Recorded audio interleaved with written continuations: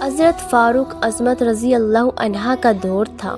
آپ رضی اللہ عنہ کی عادت مبارکہ مدینے میں کبھی کبھار رایا کی خبر گیری کے لیے کشت کی تھی۔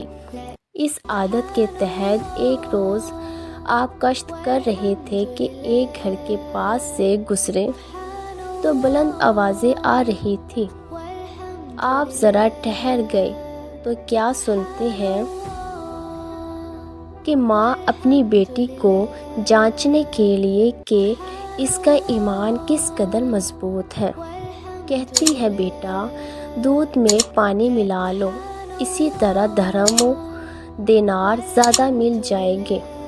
بیٹی نے ماں سے کہا، کیا آپ کو پتہ نہیں کہ مسلمانوں کے خلیفہ جناب حضرت عمر رضی اللہ عنہ نے ملاوٹ سے منع کر رکھا ہے؟ ماں نے کہا، بیٹا یہاں اس وقت عمر ہمیں دیکھ تو نہیں رہے؟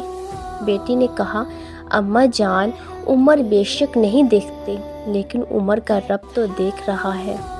فاروق عظمت رضی اللہ عنہ نے یہ مکالمہ سنا، دروازے پر نشان لگایا اور صبح ماں بیٹی کو دربار میں طلب کر لیا۔ العرض حضرت فاروق عظمت رضی اللہ عنہ نے اس ماں سے اس کی بیٹی کا رشتہ طلب کر لیا۔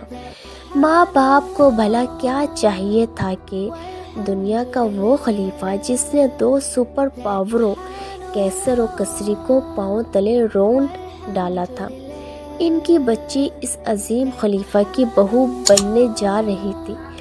اس لڑکی کی شادی خلیفہ مسلمین کے بیٹے عاصم سے ہوئی، اور پھر میری بہنوں، اس لڑکی کو اللہ نے جو بیٹی دی وہ فاروق عظمت رضی اللہ عنہ کی پوتی بن گئی۔ اس پوتی کو اللہ نے ایک بیٹا دیا۔ جانتی ہو یہ بیٹا کون تھا؟ جی ہاں، یہ بیٹا عمر بن عبدالعزیز رحمۃ اللہ ہے کہ جنہیں عمر ثانی کہا جاتا ہے، 5ویں خلیفہ راشد کہا جاتا ہے۔ یعنی دیانت کا اللہ نے یہ پھل دیا کہ اس لڑکی کی اولاد سے عمر بن عبدالعزیز پیدا کیا۔ لوگوں، کرامتیں ڈھونڈنے والوں، یہ کتنی بڑی کرامت ہے، دیانت کا میٹھا پھل ہے، اولاد صدقہ جاریہ ہے۔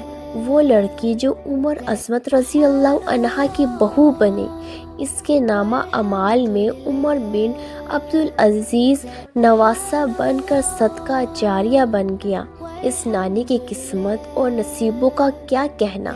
میری بہنوں، اللہ کے نبی کریم صلی اللہ علیہ وآلہ وسلم نے فرمایا، شادی میں 4 چیزیں سامنے رکھی جاتی ہیں، یعنی کسی عورت سے 4 وجود کی بنا پر شادی کی جاتی ہے۔ عورت کے حسب و نسب کی وجہ سے، اس کے حسن کی وجہ سے، اس کی مالداری کی وجہ سے اور اس کے دین کی وجہ سے۔ آپ صلی اللہ علیہ وآلہ وسلم نے یہ 4 چیزیں بیان کرنے کے بعد صحابی کو نصیحت فرمائی کہ دین کو اختیار کر کے کامیابی حاصل کر لیں۔